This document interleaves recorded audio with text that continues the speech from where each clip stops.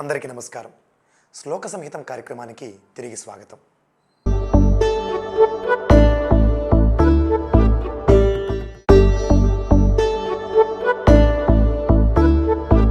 శ్లోక సంహితంలో ఇప్పటివరకు చెప్పినటువంటి శ్లోకాలలో రస, భావ, అభినయ అనేటువంటి భాగాలకు మనము చెప్పుకున్నాము.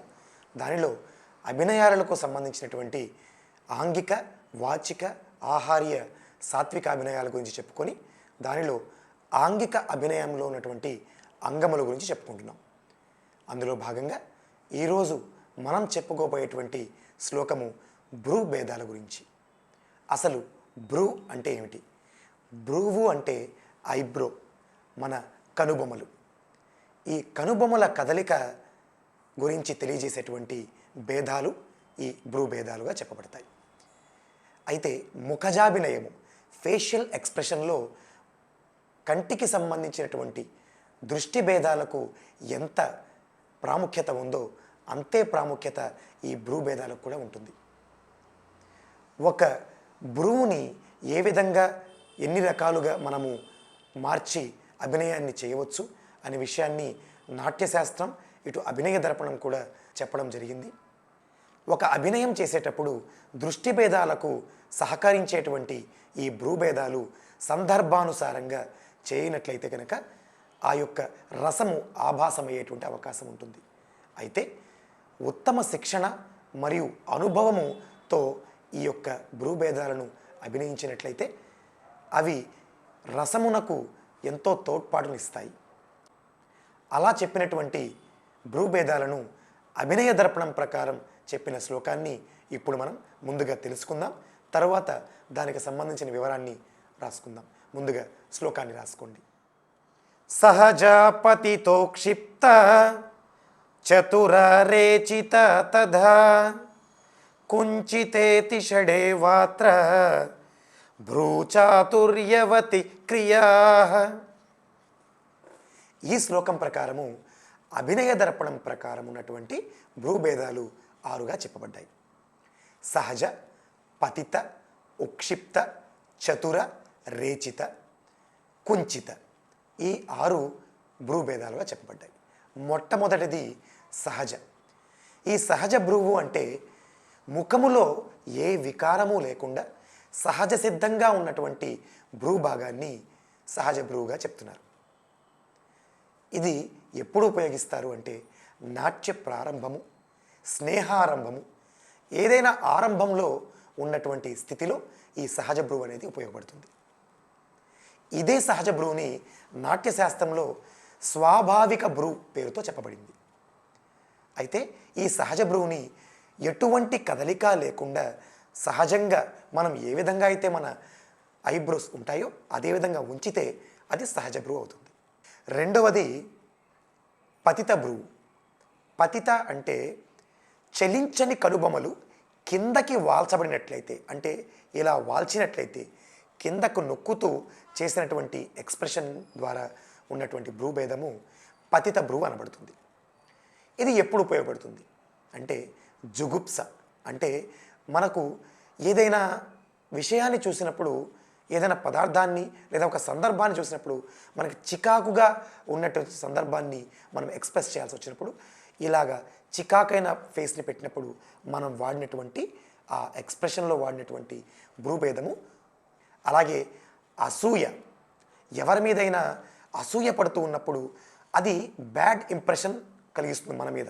అంటే ఆడియన్స్ మనను చూస్తున్నప్పుడు మనము ఒకరిపై అసూయని కలిగి ఉన్నాము అని చూపించడానికి మనం చేసే ఎక్స్ప్రెషన్ వల్ల అతని పైన నేను అసూయత కలిగి ఉన్నాను, వీడెందుకు ఇంత ఎదుగుతున్నాడు అనేటువంటి ఆలోచన నేను తీసుకొస్తూ నాలో ఆ అసూయ భావన ఉందని నీకు తెలియాలి.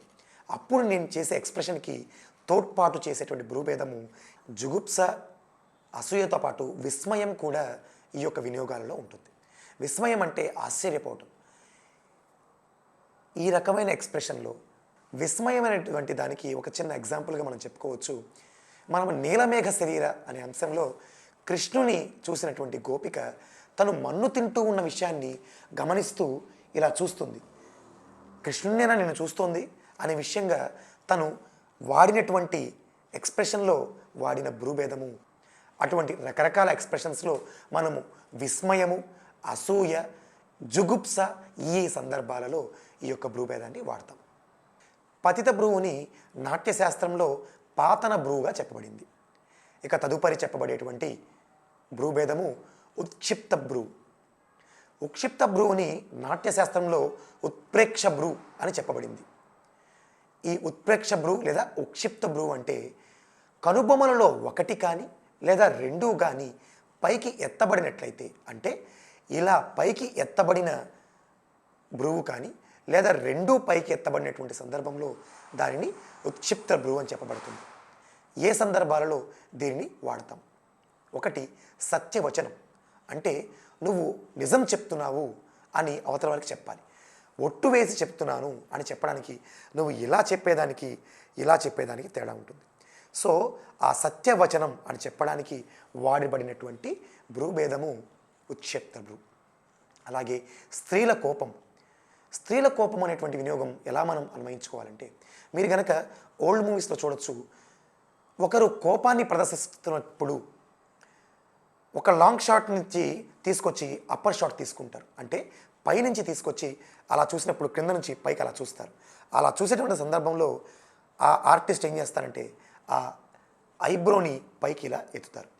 అలా ఎత్తినప్పుడు తన కంటితో పాటుగా ఐబ్రోని పైకి లిఫ్ట్ చేసినప్పుడు ఆ పైనుంచి షాట్ తీసుకున్నప్పుడు ఆటోమేటిక్గా ఆ కోపాన్ని, ఆ ఉద్రిక్త భావాన్ని తను ఎక్స్ప్రెషన్ చేసినప్పుడు అది మన దాకా చేరుతుంది.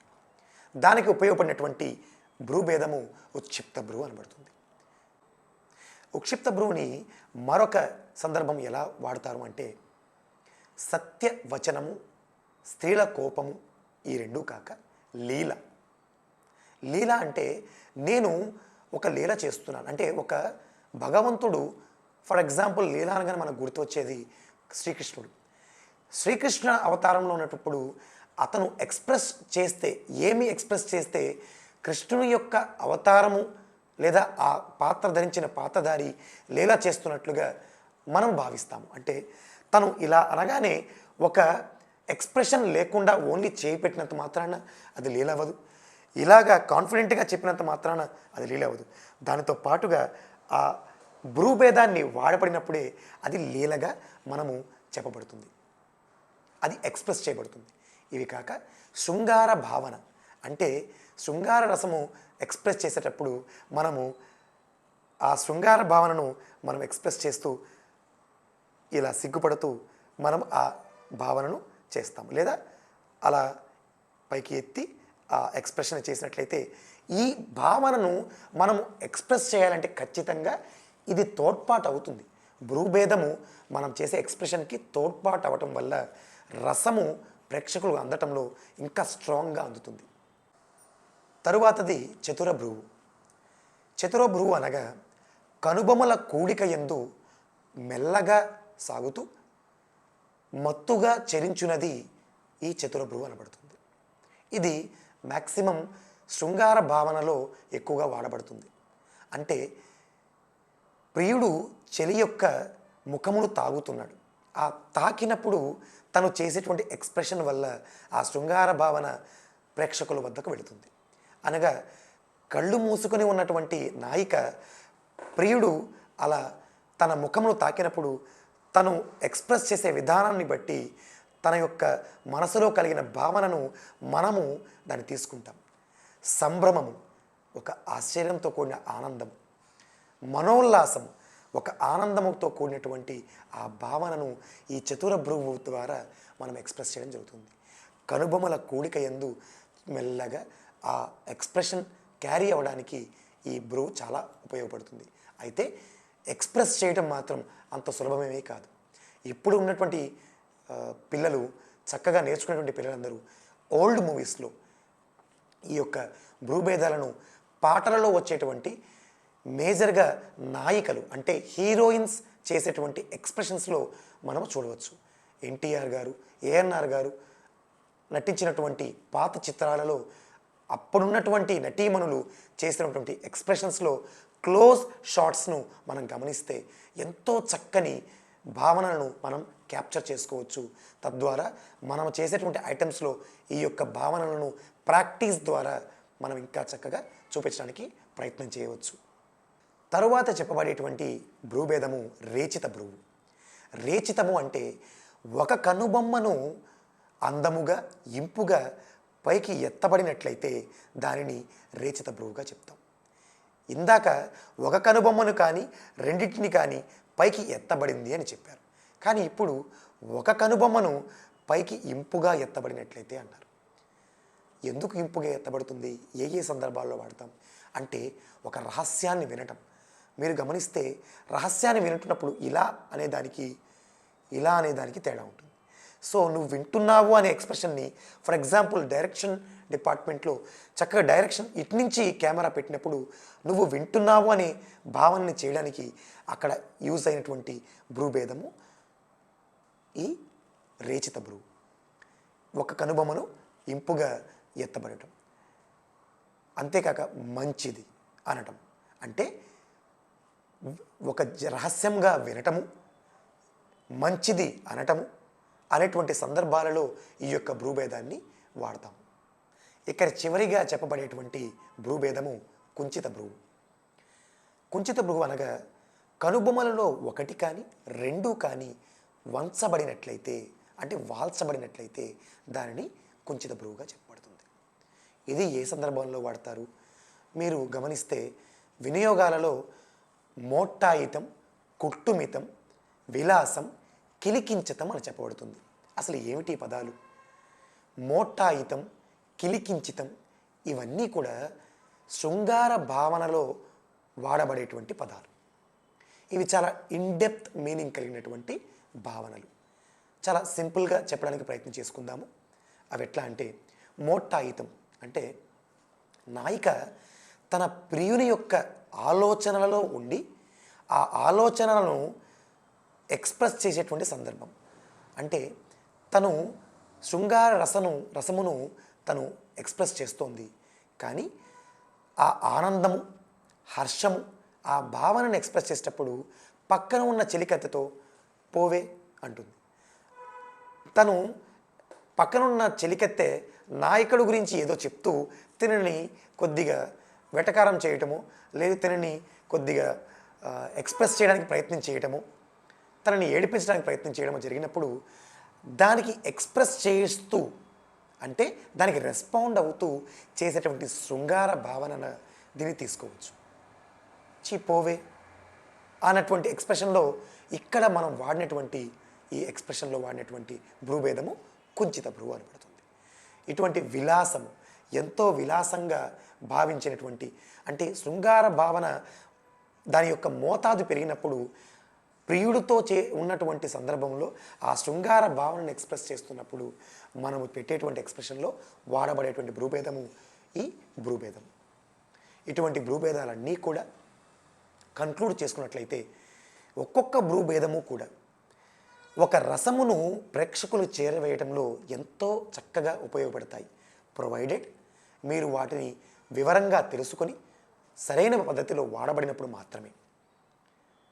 నా పరిధిలో నాకు తెలిసినంత వరకు నా పరిధిలో మీ అందరికీ తెలియజేయడానికి ప్రయత్నం చేశాను.